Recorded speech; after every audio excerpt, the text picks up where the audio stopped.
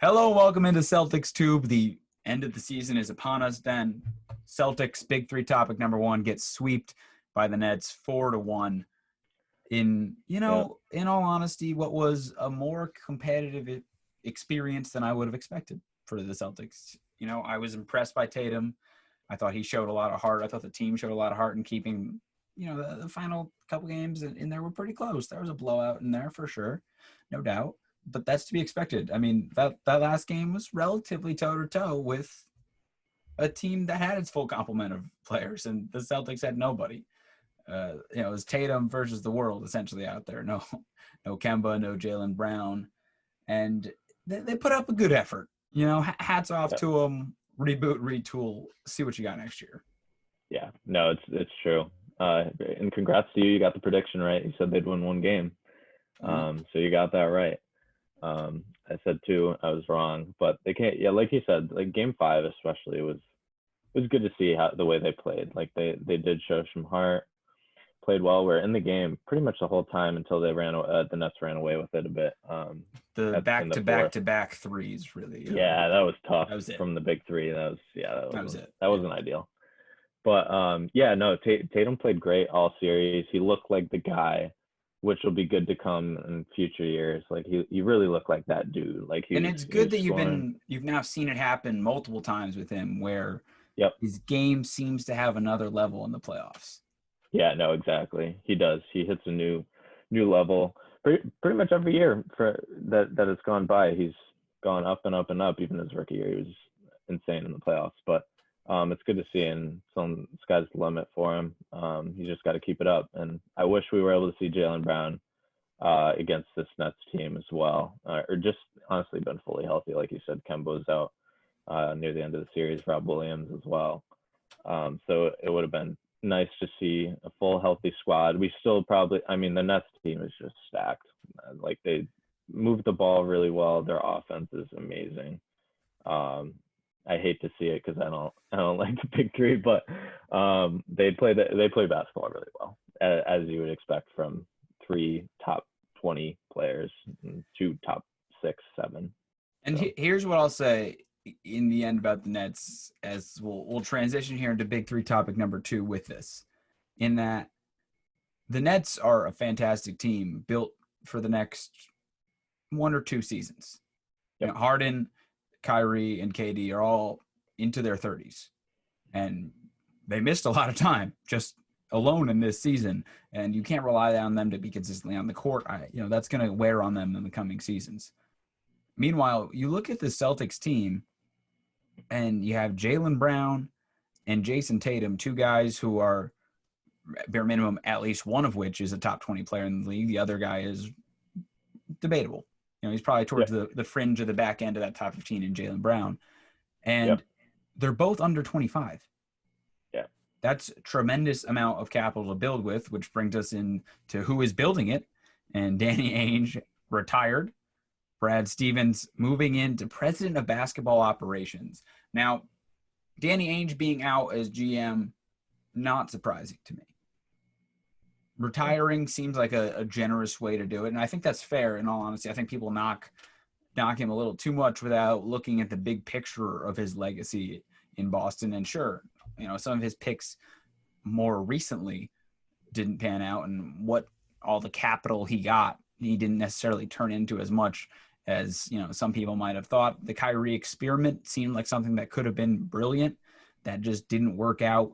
But on paper, that was a great move at the time. And it did create a really good team in the regular season and potential. So, he did a lot of good. But what really is surprising to me is Brad Stevens as president of basketball operations, a role in which he has no experience in whatsoever.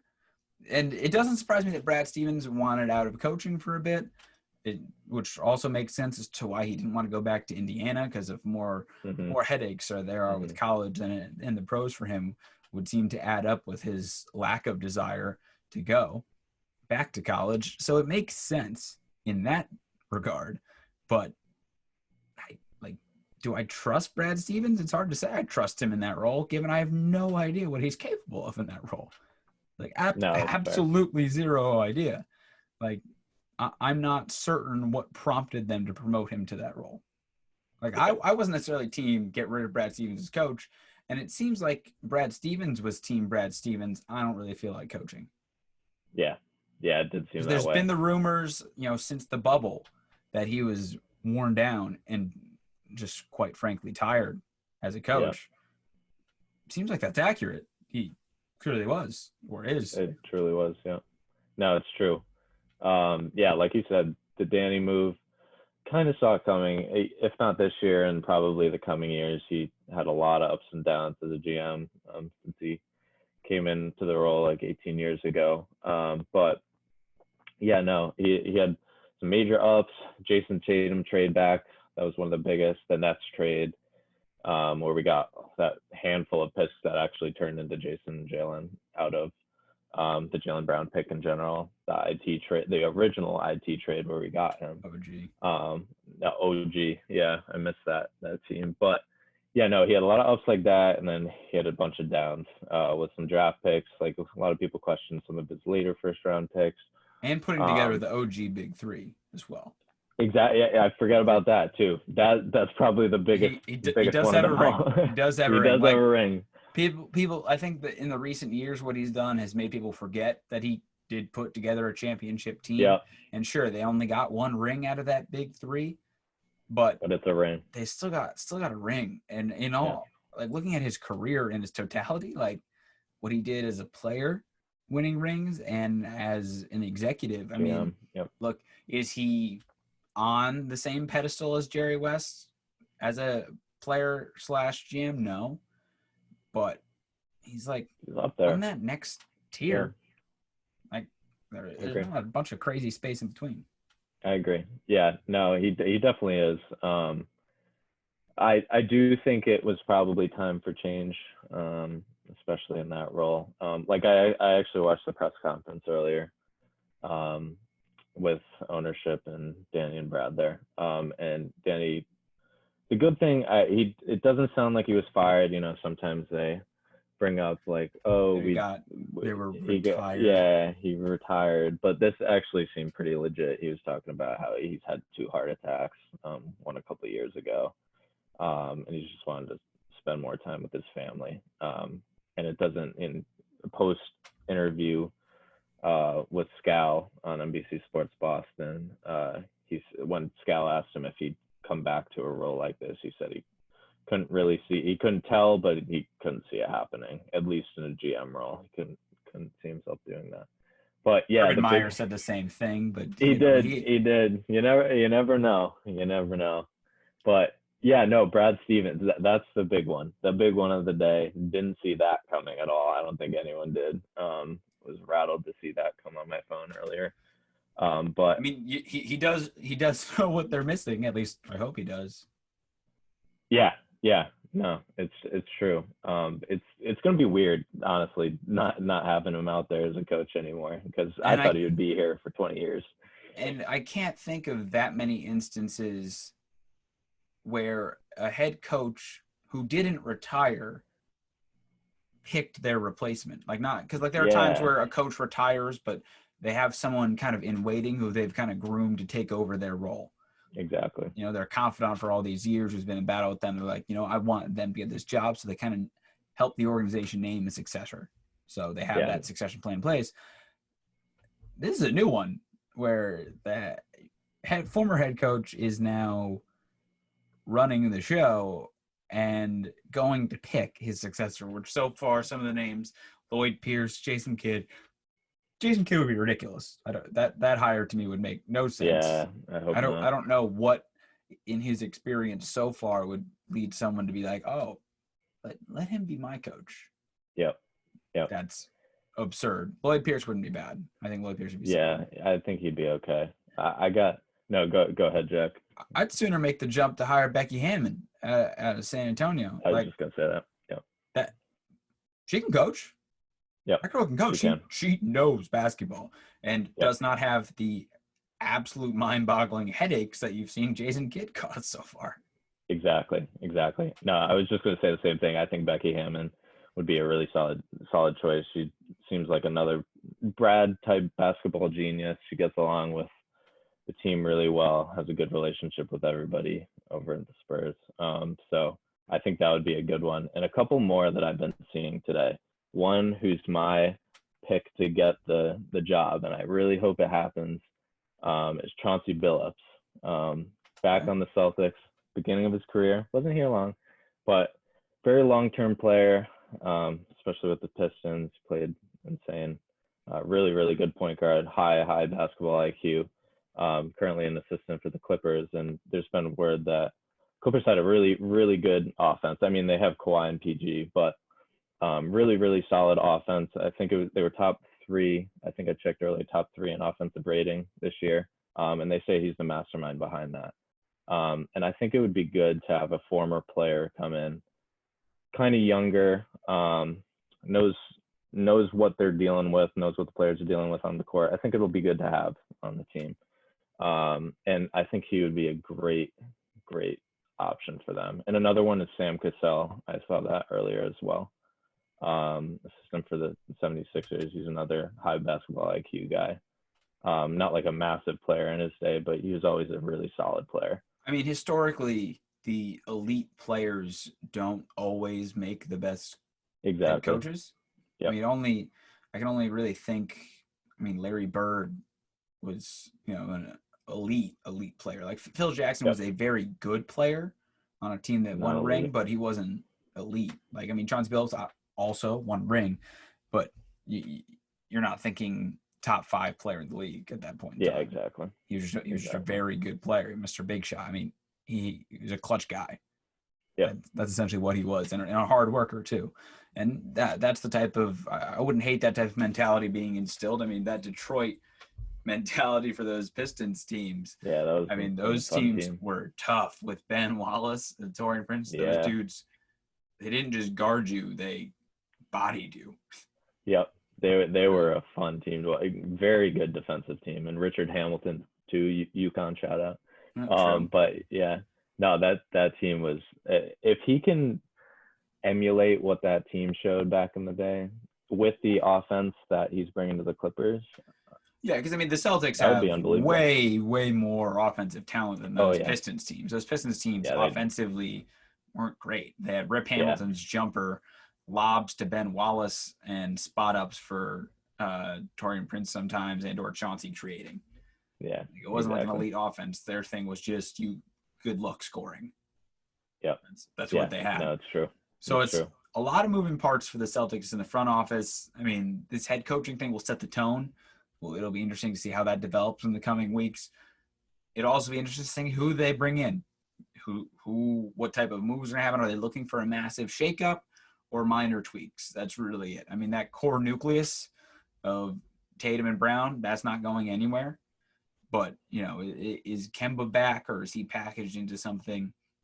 Maybe, potentially. Who available in free agency they decide to bring in to help fortify the team? I don't know.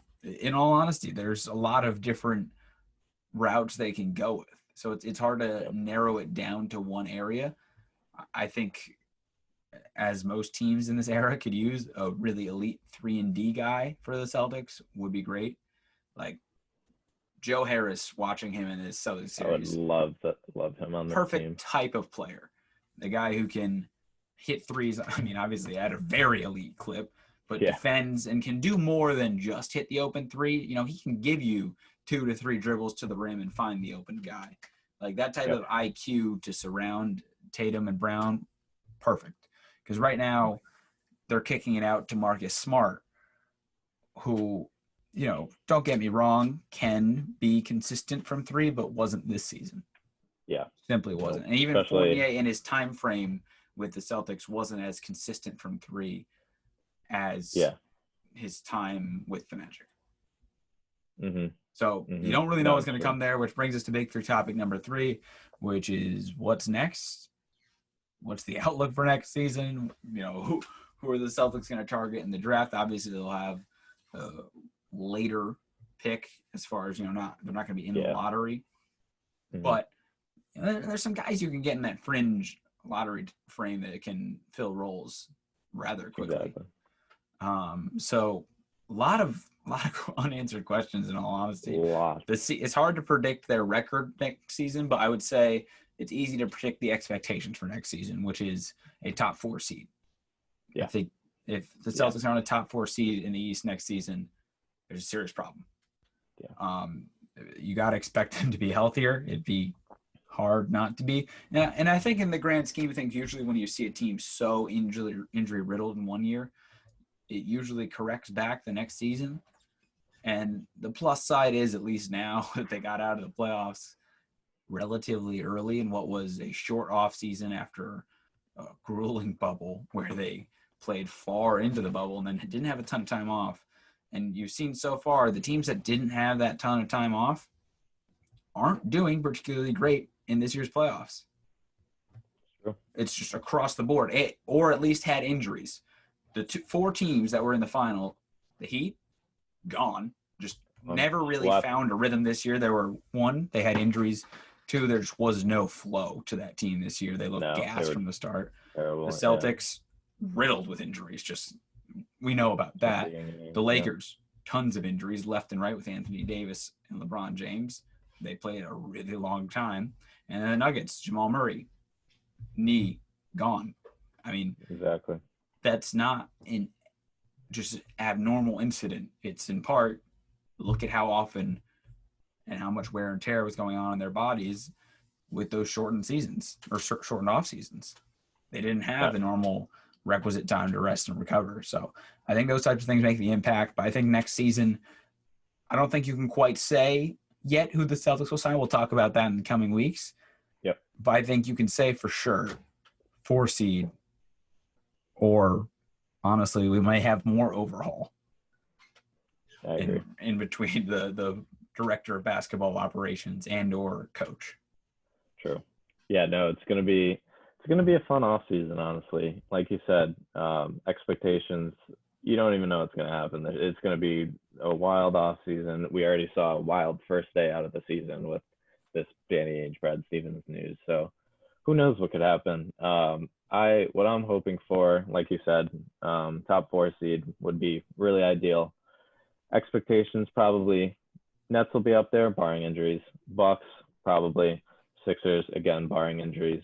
So I think 4 would be perfect. I would like 3, 2, or even 1, but that might be getting a little ahead of myself. But yeah, no, I think we're gonna have to sign/trade for some type of veteran player who could bring a little bit of leadership to the squad. And the couple of positions that I would want are a defensive big, because especially with Rob Williams' injury history, I would like an extension for him as long as it's not too pricey, because again, injury concerns, and he has that artery issue in his knee that's like consistent. But I think that would be good to have. And like you said, I think a 3-and-D player would be huge. And I also want to move away from undersized point guards, because we've had a lot of them recently. I love Kemba. I love my man Kemba. Go back a long time, but and IT loved him as well. But I think it would be good to have a taller point guard who can play some better defense. And I honestly, someone who might be a little controversial, someone who I would like to see, I don't know how we would get him, it would probably be pretty tough, is Lonzo Ball, actually. I think he might fit decently well onto this team. Who knows? Solid defender. His 3-point shot doesn't look ridiculous anymore, and he's actually making it pretty well. But I think he would be really good for this team. And I think some names to look out for in the draft that I'm hoping for, I was looking earlier today, might be some of the 3-and-D type of guys, like Corey Kispert. That could be one. He's an older guy coming out of Gonzaga, really solid shooter. Just very good basketball player all around. And another one is actually our former player who played, like less than 10 games for us, his brother, Franz Wagner, out of Michigan. I think that would be another solid option potentially. Long-time Celtic brother. I know, long-time Celtic brother. But no, yeah, it's going to be interesting to see what happens. I think we might see a couple of trades, might see Kemba's contract get unloaded, potentially, as long as we can find a suitor and get some type of return for it. without giving up too much. And I've potentially, as much as I hate to say it, I could see Marcus Smart getting traded potentially. I hope not, because I still think he's the glue guy on this team, and that might end up going very badly for us. But yeah, we'll see what happens. Hopefully a top 4 seed. Hopefully we make some moves this off season, and hopefully everyone just relaxes on their couch all summer long and doesn't get hurt. That's what I'm hoping for. Lofty goals there for the offseason. A lot of questions to be answered. We'll be here to speculate right with you here on Celtics too. We'll catch you guys next week. I'm Jackson. He's Dennis. Remember to subscribe and leave a comment if you have any thoughts down below.